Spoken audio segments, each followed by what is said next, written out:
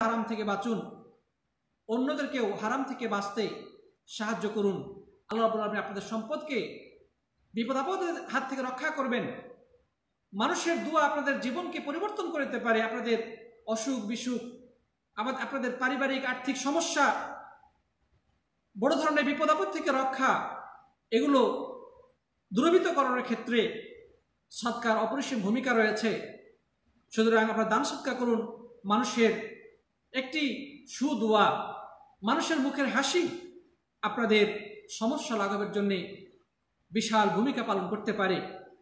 সুতরাং মানুষকে সুদের দিকে ঠেলে দেবেন না, মানুষের মধ্যে সদয় হন, মানুষকে দান করুন, মানুষকে যাকাত দিয়ে হলেও আর্থিকভাবে সাহায্য করুন, কিন্তু কোনোভাবেই সুদি কারবারে নিজে যেমন লিপ্ত হবেন না, অন্যকেও লিপ্ত করতে বাধ্য করবেন না।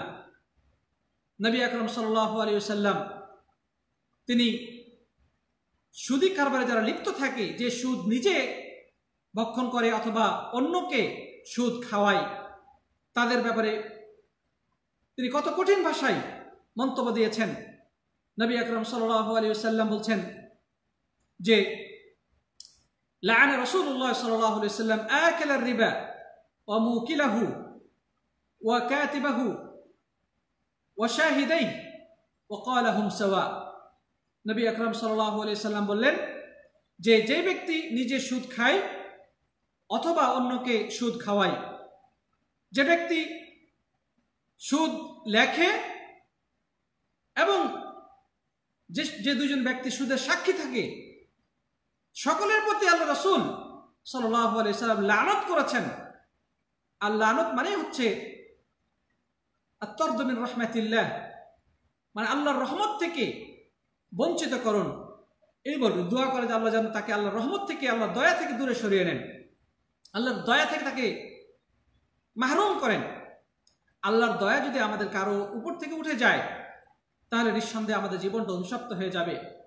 আমাদের জীবনের প্রতিটি মুহূর্তে আল্লাহর রহমতের মুখাপেক্ষী আমরা, আল্লাহ রাব্বুল আলামিনের দয়ার মুখাপেক্ষী। তিনি যদি আমাদের উপর থেকে দয়ার দৃষ্টি উঠিয়ে নেন, আমাদের জীবন দুর্বিষয় হয়ে পড়বে, আমাদের জীবন এক ভয়াবহ অন্ধকারে নিমজ্জিত হবে। এই লানত মানেই হচ্ছে আল্লাহর রহমত থেকে দূরে থাকা বা দূরে রাখার জন্য আল্লাহর কাছে দোয়া করা। তো আল্লাহ রাসূল সাল্লাল্লাহু আলাইহি ওয়াসাল্লাম লানত করেছেন, অভিসম্পাত করেছেন ওই সমস্ত ব্যক্তিদের জন্য যারা সুদ নিজে খায় অথবা অন্যকে সুদ খাওয়ায়, যারা সুদ লেখে, সুদের সাক্ষী থাকে। আমরা ব্যাংকগুলিতে আমরা কি দেখতে পাই? সেখানে যারা প্রকাশ্যে ঘোষণা দিয়ে সুদ গ্রহণ করে, ওই সমস্ত ব্যাংকে যারা আজকে চাকরি করছে, সেখানে তারা চেক লিখছে, তারা কত বড় গুনাহগার। আল্লাহ রাসূল সাল্লাল্লাহু আলাইহি ওয়াসাল্লাম বলে হুম সাওয়া, কোনো পার্থক্য নেই।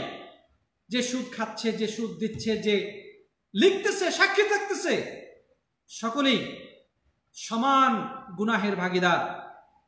তারা সকলেই এই পাপের অংশীদার। প্রিয় দর্শক, শ্রোতা, ভাই এবং বন্ধুগণ, সুতরাং এই যে ভয়াবহ সুদের চর্চা আমাদের সমাজকে গ্রাস করেছে, এ থেকে বাঁচার উপায় কি? আজকে আমরা যদি বাংলাদেশের প্রেক্ষাপটে দেখি, সেখানে একটা পরিসংখ্যান অনুযায়ী প্রায় 64টার মতো ব্যাংক রয়েছে, 6টি রাষ্ট্রায়ত্ত ব্যাংক রয়েছে এবং প্রায় 42টার মতো ব্যক্তি মালিকানাধীন 5 বা 6টি বিদেশি নিয়ন্ত্রিত বিদেশি ব্যাংক, এরকম মোটামুটি 64টা ব্যাংক রয়েছে। তার মধ্যে বেশিরভাগ ব্যাংক প্রকাশ্যে ঘোষণা দিয়ে সুদি কারবারে লিপ্ত রয়েছে। আমাদের অর্থনৈতিক চাকা যেন সুদের উপরেই আবর্তিত হচ্ছে। যারা ইসলামের নামে ব্যাংক খুলেছেন, তারাও দেখা যাচ্ছে কোনো না কোনোভাবে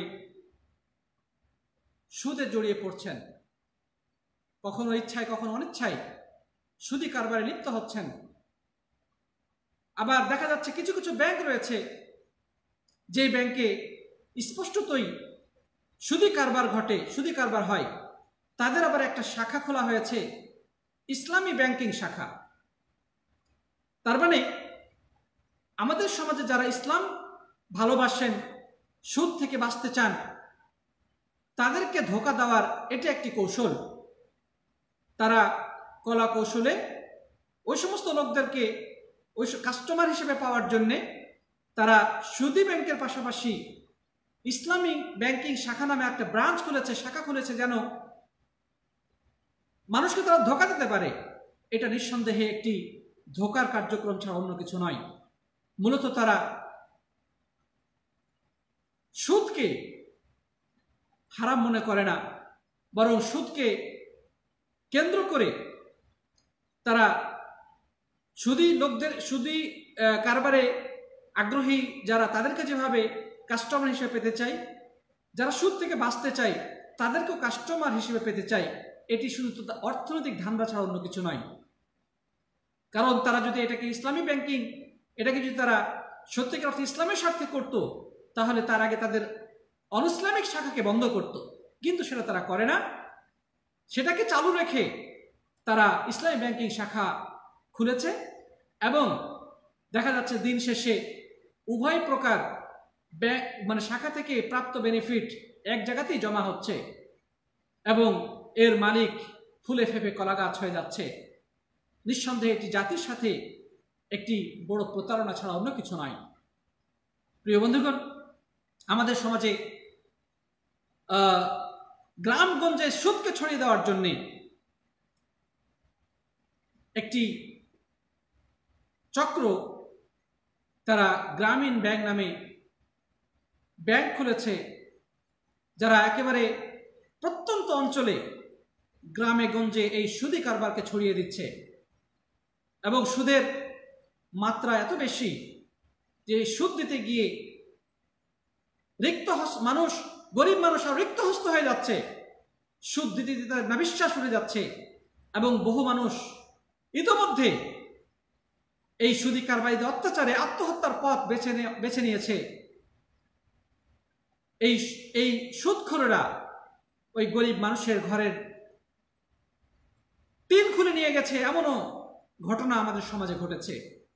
অথচ এই সুদি প্রতিষ্ঠানকে এবং এই সুদি প্রতিষ্ঠানের যিনি উদ্ভাবক, তাকে আন্তর্জাতিকভাবে নোবেল প্রাইজ দিয়ে পুরস্কৃত করা হয়েছে। কারণ সুদের মতো একটি ভয়াবহ গুনাহকে সে একটি মুসলিম দেশের একেবারে প্রত্যন্ত গ্রামে গঞ্জে নিভৃত পল্লীতে পৌঁছতে সক্ষম হয়েছে।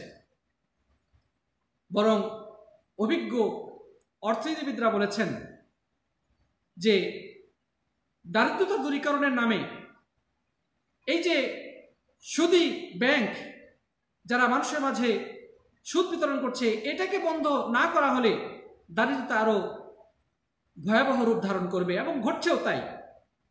এই সুদি কারবার দিয়ে কেউ ধনী হয়েছে তা প্রমাণ নেই, বরং এই সুদি কারবারের মাধ্যমে মানুষ আরো দিনে দিনে অধঃপতিত হয়েছে, অর্থনৈতিকভাবে ক্ষতিগ্রস্ত হয়েছে। এমনকি অনেক মানুষ আত্মহত্যার পথ পর্যন্ত বেছে নিয়েছে।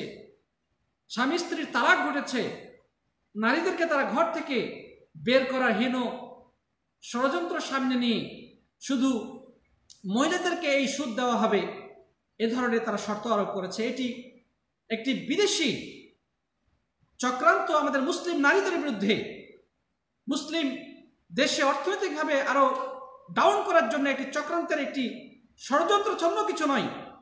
না হলে তারা যদি সত্যিকার অর্থে মানবতার কল্যাণে কাজ করার নিয়ত করত বা ইচ্ছা থাকতো, তাহলে তারা বিকল্প ব্যবস্থায় তারা সমাজ থেকে দারিদ্র্য দূরকরণের চেষ্টা করত। আমরা জানি কাউকে যদি ব্যবসার জন্য টাকা দেওয়া হয় এবং সেই ব্যক্তি সেই টাকা দিয়ে ব্যবসা করে যদি তার একটা বেনিফিট সেই ইনভেস্টরকে দেয়, তাহলে একদিক থেকে যে ইনভেস্ট করলো সে যাবে লাভবান হবে, যে ব্যবসা করলো সেও লাভবান হবে। কাউকে নির্দিষ্ট মেয়াদে কিছু টাকা দেওয়া হলো, ধরুন 1 লাখ টাকা দেওয়া হলো, ওই 1 লাখ টাকা দিয়ে সে একটা ক্ষুদ্র একটা ব্যবসা শুরু করলো। তো ওই 1 লক্ষ টাকা সে যদি কিস্তিতে ধীরে ধীরে পরিশোধ করে, এই ইনভেস্টর তাকে 1 লক্ষ টাকা না দিয়ে তাকে যদি পণ্য ক্রয় করে দেয়, যেমন সে যে ব্যবসা করতে চাচ্ছে সে ব্যবসার ক্ষেত্রে তাকে ব্যবসায়িক পণ্যটা ক্রয় করে দিল, তাকে হাতে টাকা না দিয়ে তাকে পণ্য ক্রয় করে দিল, এবং ওই 1 লক্ষ টাকার যে রেট বা যে দাম, সে দামের ক্ষেত্রে ইনভেস্টর যদি বলে যে আমি এটার দাম ধরলাম 1,20,000 টাকা, এই 1,20,000 টাকা তুমি ধীরে ধীরে কিস্তিতে 6 মাসে বা 1 বছরে তুমি পরিশোধ করবে, তাহলে একজনের অর্থ আরেকজনের শ্রম, একজনের অর্থ আরেকজনের শ্রম, আপনার অর্থ আর ওই গরিব মানুষটির শ্রম। এখানে যদি লাভ হয় তাহলে উভয়ের চুক্তি মোতাবেক তারা পার্সেন্টেজ অনুযায়ী ভাগ করে নেবে, হতে পারে সেটা 50%, হতে পারে 60%, এভাবে করে তারা ভাগ করে নেবে। আর যদি কোনো কারণে ব্যবসায় ক্ষতিগ্রস্ত হয়, ব্যবসা থেকে যদি লাভ না হয় অথবা যদি ক্ষতিগ্রস্ত হয়, তাহলে যে আর্থিকভাবে ইনভেস্ট করেছিল সে আর্থিক ক্ষতি বহন করবে। পক্ষান্তরে যে লোকটি এই অর্থ ব্যবসায় খাটাচ্ছিল সে তার শ্রম হারিয়ে ক্ষতিগ্রস্ত হবে, সে আর্থিক ক্ষতি বহন করবে না। ইসলামের দেশে এটাকে বলা হয় মুদারাবা। এই মুদারাবা পদ্ধতিতে যদি ব্যবসা করা হতো, সমাজ থেকে এই অর্থনৈতিক দুর্বলতা বা আর্থিক সংকট এগুলো বিদূরিত হতো, সমাজ আরো সমৃদ্ধ হতো, ব্যবসা বাণিজ্যের মাধ্যমে আমাদের সমাজটা আরো বেশি উন্নত হতে পারত। কিন্তু সেটা না, বরং টাকার বিনিময়ে টাকা লেনদেন করা হচ্ছে। 1 লক্ষ টাকা দিলাম, 1 লক্ষ টাকার বিনিময়ে তুমি আমাকে 1,20,000 টাকা দিবে 6 মাস বা 1 বছরের মেয়াদে। এটি হচ্ছে সুদ। টাকার বিনিময়ে টাকা নিয়ে যখন আমি লেনদেন করলাম সেটাই হচ্ছে সুদ। আল্লাহ রাসূল সাল্লাল্লাহু আলাইহি সাল্লাম সুদের ব্যাপারে বলেছেন, কুল্লু কারদিন জাররা মানফাআতান ফাহুয়া রিবা। বাইহাকিতে আলী ইবনে আবি তালিব রাদিয়াল্লাহু তাআলা সূত্রে বর্ণিত হয়েছে যে কুল্লু কারদিন জাররা মানফাআতান ফাহুয়া রিবা, যে কোনো কিছু ঋণ দেওয়ার মাধ্যমে যদি আমি বেনিফিট গ্রহণ করি এটাই হচ্ছে সুদ। সুতরাং আমি যদি কাউকে টাকা দেওয়ার পরে আমি আবার তার কাছ থেকে ফায়দা নেই, ইন্টারেস্ট নেই, বেনিফিট নেই, তাহলে এটাই হচ্ছে সুদ। টাকার বিনিময়ে টাকা লেনদেন করা, 1 লক্ষ টাকার বিনিময়ে 1,20,000 টাকা নেওয়া, এটা যেমন সুদ। 1 মণ ধানের পরিবর্তে আমি যদি পরবর্তীতে 1 মণ 10 কেজি ধান নেই, এটা তেমন সুদ। বর্তমানে আরেকটা সুদি কারবার রয়েছে, বিশেষ করে যারা প্রবাসে থাকেন তাদের মধ্যে এটা দেখা যায়, সেটি হচ্ছে যে টাইমশিট বিক্রি করা। টাইমশিট বিক্রি করা বলতে বোঝায়, যেমন সৌদি আরবে আমরা দেখেছি অনেক মানুষ, অনেক বাঙালি তারা এই পেশায় বা এই কাজে জড়িত, বিশেষ করে যারা সাপ্লাইম্যান তারা এই ক্ষেত্রে জড়িত রয়েছে। সেটি হচ্ছে যে একজন মানুষ কোনো কোম্পানিতে কাজ করলো, মাসে হয়তোবা যে পরিমাণ কাজ করেছে, যে কয়েক ঘন্টা কাজ করেছে, 200 ঘন্টা যদি কাজ করে, এটা উদাহরণ হিসেবে বলছি, তাহলে প্রতি ঘন্টায় তার যেটা স্যালারি নির্ধারিত ছিল, যখন সে ব্যক্তি কোম্পানির কাছে বা সাপ্লাইম্যানের কাছে টাকা নেওয়ার জন্য গেল, তখন সেই সাপ্লাইম্যান তাকে বলল যে না, এখন টাকা দিতে পারবো না, তবে তুমি যদি জরুরি মনে করো এখন নিতে পারবে ঠিক, তবে সেই ক্ষেত্রে তোমাকে একটি কাজ করতে হবে। তোমার ঘন্টা প্রতি যে শ্রমের মূল্য ছিল, মনে করেন 20 রিয়াল, তো তোমাকে আমি দিব 18 রিয়াল করে বা 17 রিয়াল করে। পরবর্তীতে এই সাপ্লাইম্যান যখন কোম্পানি থেকে টাকা পাবে তখন সে ওই 20 রিয়াল করেই উঠিয়ে নেবে। তাহলে এই যে ঘন্টা প্রতি 2 বা 3 রিয়াল করে সে কম দিল এবং এই টাকাটা সে কোম্পানি থেকে উঠিয়ে নিল, এটি 100% সুদ। এটা ওই সাপ্লাইম্যানের জন্য গ্রহণ করা হারাম এবং নাজায়েজ। প্রিয় বন্ধুগণ, এটি প্রবাসে যারা আছে তারা বিষয়টি ভালো করে বুঝবে। এভাবে করে মানুষ সুদি কারবারে জড়িত হয়ে তারা এই টাইমশিট বিক্রয় করে সুদি কারবারে লিপ্ত হচ্ছে, যেটা নিঃসন্দেহে অত্যন্ত ঘৃণিত একটি পথ, অবশ্যই হারাম এবং নাজায়েজ পথ। তারপরে কিস্তিতে কেনাবেচা জায়েজ আছে, এটা ঠিক যে আপনি বাজার থেকে বা আপনি মার্কেট থেকে কিস্তিতে একটা মোটরসাইকেল কিনলেন, মোটরসাইকেলের দাম 1 লক্ষ টাকা। আপনি যে নগদ ক্যাশ দিয়ে কিনেন সেটার আপনার দাম ধরা হবে 1 লক্ষ টাকা। আর আপনি যদি বাকিতে ক্রয় করেন তাহলে আপনার দাম ধরা হবে 1,20,000 টাকা। মানে এই 20,000 টাকা এটা আপনাকে কি করতে হবে, আপনি কিস্তিতে আপনি পরিশোধ করবেন। এটার জন্যে হয়তোবা কিছু কিস্তি দেওয়া থাকে, 10 কিস্তি, 12 কিস্তি বা 20 কিস্তি, এভাবে করে এক একজন এক একভাবে কিস্তি দেয়। তা আপনি কিনলেন এই কিস্তিতে, ইসলামের দৃষ্টিতে নাজায়েজ নয়, কারণ এখানে টাকার বিনিময়ে পণ্য লেনদেন হচ্ছে, টাকার বিনিময়ে পণ্য লেনদেন হচ্ছে, এটা শুধু অন্তর্ভুক্ত নয়। অধিকাংশ আলেমী এটাকে জায়েজ বলেছেন। কিস্তিতে ক্রয় বিক্রয় জায়েজ, নগদ নিলে 1 লক্ষ টাকা আর বাকিতে নিলে 1,20,000 টাকা, এবং সেটা আপনাকে এত কিস্তিতে পরিশোধ করতে হবে, এই কন্ট্রাক্ট আপনাকে নির্দিষ্ট করে নিতে হবে, তাহলে কোনো আপত্তি নেই। এবং ক্রেতা যে কোনো একটি চুক্তির উপরে একমত হবে, হয় নগদ অথবা বাকি। নগদ দিলে সে এখনই সেই টাকা দিয়ে জিনিসটা ক্রয় করবে, অথবা বাকিতে কিস্তির মাধ্যমে সেটা পরিশোধ করবে। উভয়টি শরীয়তসম্মত উপায় এবং জায়েজ। কিন্তু এখানে সুদ কখন হবে? সুদ হবে, ধরে নেন 1,20,000 টাকা তার পরিশোধ করার কথা ছিল 10 কিস্তিতে, 10 কিস্তি পার হয়ে গেল। সেক্ষেত্রে সে যদি এই টাকাটা পরিশোধ করতে না পারে তখন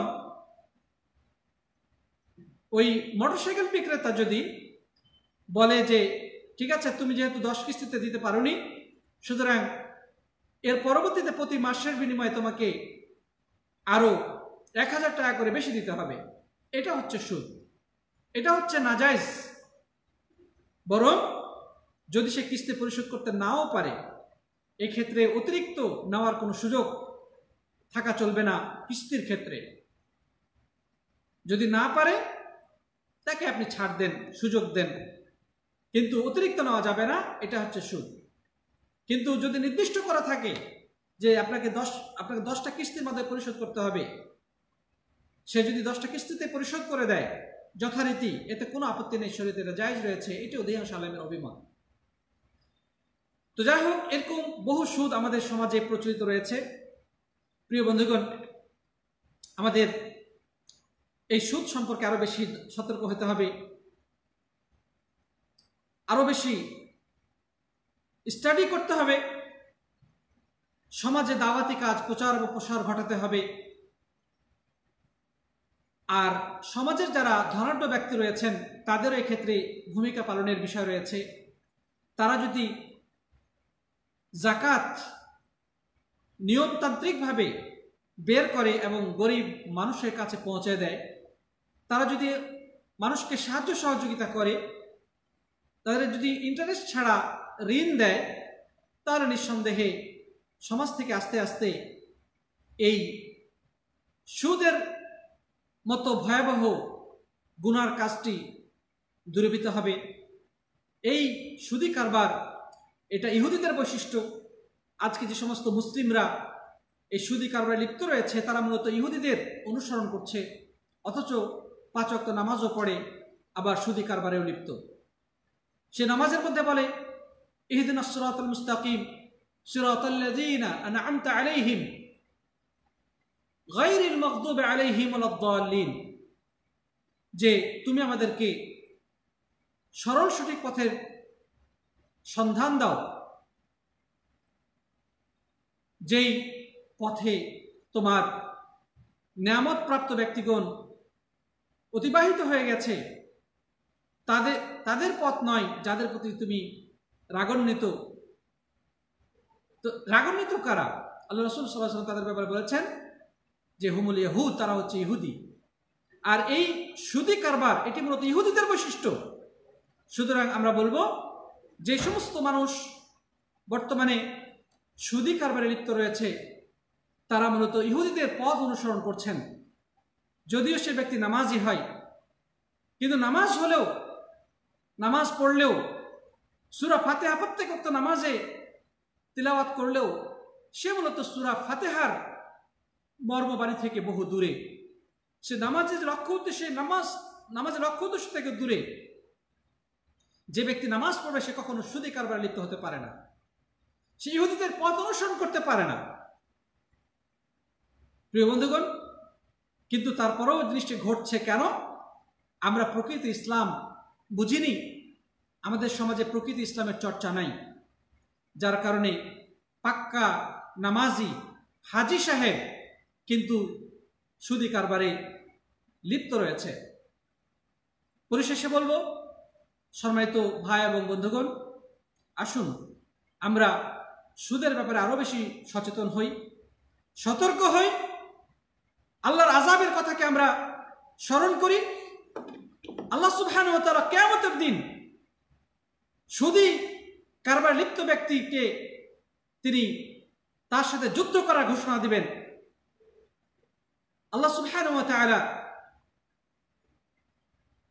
কোরআনে কারীমের মধ্যে কথা বলেছেন, ফাআযানু বিহারবি মিনাল্লাহি ওয়া রাসূলিহি, যে সুদ যদি কেউ পরিত্যাগ না করে, সুদী কারবারে লিপ্ত থাকে, তাহলে তোমরা ঘোষণা করে দাও আল্লাহ ও রাসূলের সাথে যুদ্ধ করার। ইবনে আব্বাস রাদিয়াল্লাহু তাআলা বলছেন যে কিয়ামতের দিন সুদখোরকে নিয়ে আসা হবে এবং তার হাতে তলোয়ার দিয়ে বলা হবে যে আল্লাহ ও রাসূলের বিরুদ্ধে তুমি যুদ্ধ করো। তার মানে এটা কত বড় ভয়ানক অপরাধ! বরং প্রিয় বন্ধুগণ, এত কঠিন নিষেধাজ্ঞার পরেও, কঠিন শাস্তির কথা শোনার পরেও যদি কেউ এই পথ থেকে বিরত না হয়, তার জন্য ভয়াবহ শাস্তি অপেক্ষা করছে। আল্লাহ রাব্বুল আলামিন তাকে দুনিয়াতেও লাঞ্ছিত করবেন, আখিরাতেও ভয়াবহ শাস্তির সম্মুখীন করবেন। তবে কেউ যদি না জেনে থাকে, ভুল অজ্ঞতাবশত সুদী কারবারে লিপ্ত থাকে, আল্লাহ তাআলা আশা করি তাকে মাফ করবেন। কিন্তু তার কাছে তার কর্ণকুহরে আল্লাহর এই নিষেধাজ্ঞার বাণী পৌঁছার সাথে সাথে তার জন্য আবশ্যক হচ্ছে আল্লাহর কাছে খাঁটি সুদী কারবারকে সম্পূর্ণরূপে পরিত্যাগ করা। আল্লাহ সুবহানাহু ওয়া তাআলা কোরআনে কারীমের মধ্যে আমাদেরকে গুনাহ থেকে বাঁচার সমাধান দিয়ে বলছেন, ওয়াল্লাযীনা ইযা ফাআলু ফাহিশাতান আও যালামু আনফুসাহুম যাকারুল্লাহ ওয়াস্তাগফিরু লিযুনুবিহিম ওয়া মা ইয়াগফিরু যুনুবা ইল্লাল্লাহ ওয়া লাম ইউসিররু আলা মা ফাআলু ওয়া হুম ইয়ালামুন উলাইকা জাযাউহুম মির রাব্বিহিম وجنات تجري من تحتها الأنهار خالدين فيها ونعم أجر العاملين।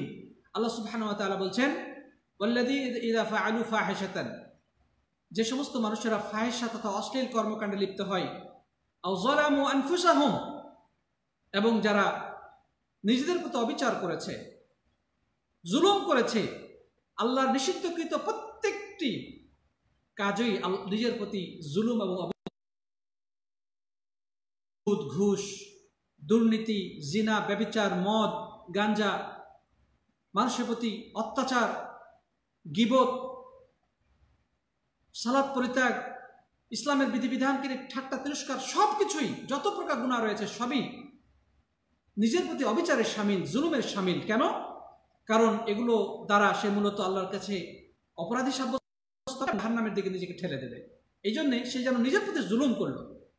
যা আল্লাহ তাআলা বলছেন, যারা ফাহিশা কাজ করেছে, অন্যায় অশ্লীল কাজে লিপ্ত হয়েছে এবং যারা নিজেদের উপর জুলুম করেছে অর্থাৎ গুনার কাজ করেছে, তারপরে কি, যাকারুল্লাহ, আল্লাহর জিকির যদি তারা করে, ফাস্তাগফিরু লিযুনুবিহিম, এবং নিজেদের গুনাহ খাতার জন্য আল্লাহর কাছে ক্ষমা প্রার্থনা করে, তা আল্লাহ তাদেরকে ক্ষমা করে দেবেন। ওমা ইয়াগফিরু যুনুবা ইল্লাল্লাহ, আল্লাহ ছাড়া কে আছে তাদেরকে ক্ষমা করবে? তবে শর্ত হচ্ছে ওয়ালাম ইউসিররু আলা মা ফাআলু ওয়া হুম ইয়ালামুন, জেনে বুঝে তারা তাদের সেই গুনাহের কাজে অবিচল থাকবে না, জানার পরেও ওই গুনার কাজে তারা লিপ্ত থাকবে না।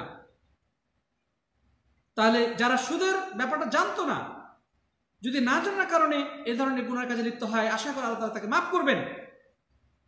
কিন্তু যখনই তার কর্ণকুহরে এই নিষেধাজ্ঞার বাণী পৌঁছবে, এ হারাম বাণী সে উপলব্ধি করতে সক্ষম হবে, তৎক্ষণাৎ তার জন্য আবশ্যক হচ্ছে খাঁটি অন্তরে তওবা করে নেওয়া আর ওই কাজে লিপ্ত না হওয়া। এবং যদি সুদী কারবার কারোর সাথে, মানে সুদ সে যদি পায়, তাহলে সেটা বর্জন করবে, সেটার সাথে আর সম্পর্ক রাখবে না, তাহলে আল্লাহ সুবহানাহু তাকে মাফ করবেন। আর আমরা জানি তওবার 4টি শর্ত রয়েছে: অতীত কর্মের জন্য লজ্জিত হওয়া, ওই কাজটাকে পরিত্যাগ করা, ভবিষ্যতে জেনে বুঝে আর সুদী কারবারে বা ওই গুনার কাজটিতে লিপ্ত না হওয়া। এই মর্মে আল্লাহর কাছে অঙ্গীকার যদি করে, তা আল্লাহ সুবহানাহু ওয়া তাআলা তাকে মাফ করবেন। আর সে যদি কারো মানুষের হক নষ্ট করে থাকে, মানুষের অধিকার ভুলুণ্ঠিত করে থাকে, অন্যায়ভাবে কারো সম্পদ গ্রাস করে থাকে, তাহলে সে মালিককে সম্পদ ফিরিয়ে দিতে হবে অথবা তার কাছ থেকে মাপ চেয়ে নিতে হবে। সে যদি মারা যায়, তাহলে তার ওয়ারিসদের কাছে সম্পদ পৌঁছে দিতে হবে। তাকে সে খুঁজে না পায়, তাহলে সেই সম্পদ নিজের সম্পদ থেকে আলাদা করে গরিব অসহায় মানুষের কল্যাণে ব্যয় করে দিতে হবে এবং আল্লাহর কাছে দোয়া করতে হবে এর সওয়াব যেন মূল মালিককে আল্লাহ সুবহানাহু ওয়া তাআলা দান করেন। এভাবে যদি কেউ করে, আল্লাহ রাব্বুল আলামিন অবশ্যই তাকে মাফ করবেন বলে আশা করা যায়। তো আমরা দোয়া করি, যারা সুদী কারবারে লিপ্ত রয়েছে, আল্লাহ সুবহানাহু ওয়া তাআলা যেন তাদেরকে সুদের ভয়াবহতা উপলব্ধি করার তৌফিক দান করেন, তাদেরকে সুদ থেকে ফিরে আসার শক্তি সামর্থ্য দান করেন, সে মানসিক চেতনা দান করেন। এবং আমাদের সমাজে যারা বিপদগ্রস্ত অবস্থায় আছেন, আমরা দোয়া করি আল্লাহ যেন তাদেরকে বিপদ থেকে রক্ষা করেন। যারা বিভিন্ন সমস্যা জর্জরিত হয়ে সুদের মতো ভয়াবহ লিপ্ত হয়েছিলেন, আল্লাহ যেন তাদেরকে সেই সুদের কারবার থেকে, সুদী কারবার থেকে হাত ধুয়ে ফেলার তৌফিক দান করেন। আর যারা ধনী রয়েছেন, তারা যেন সমাজের হতদরিদ্র বা ঋণগ্রস্ত মানুষদের সাহায্যার্থে এগিয়ে আসে, তাদের কল্যাণে অবদান রাখে এবং তারা যদি সুদী কারো লিপ্ত থাকে, সুদকে যেন মাফ করে দেয়, আমরা সেই দোয়া করব। তো যা হোক, এতক্ষণ যারা এই লাইভ অনুষ্ঠানে আমার সাথে ছিলেন, সবাইকে আমি অনেক অনেক কৃতজ্ঞতা এবং ধন্যবাদ জানাচ্ছি। সেই সাথে যারা আজকের এই লাইভটি শেয়ার করেছেন, ওয়াচ পার্টি করেছেন, তাদের সবাইকে আল্লাহ রাব্বুল আলামিন যেন দুনিয়া এবং আখিরাতে উত্তম বিনিময় দান করেন। আমাদের সমাজকে যেন তিনি সুদের মতো এই ভয়াবহ গুনাহ থেকে রক্ষা করেন, সেই দোয়া করে আজকের মতো লাইভ থেকে আমি বিদায় নিচ্ছি। ইনশাআল্লাহ হয়তো আগামীতে আবারও অন্য কোনো টপিকের উপরে আলোচনা নিয়ে আপনাদের সামনে উপস্থিত হব, সেই প্রত্যাশা করে এবং সকলের জন্য দোয়া করে এবং নিজে আপনাদের কাছ থেকে দোয়া কামনা করে আজকে লাইভ থেকে বের হয়ে যাচ্ছি। জাযাকুমুল্লাহ খায়র। هذا وصلى الله على نبينا محمد وعلى آله وصحبه وسلم. سبحانك اللهم وبحمدك أشهد أن لا إله إلا أنت أستغفرك وأتوب إليك. السلام عليكم ورحمة الله وبركاته.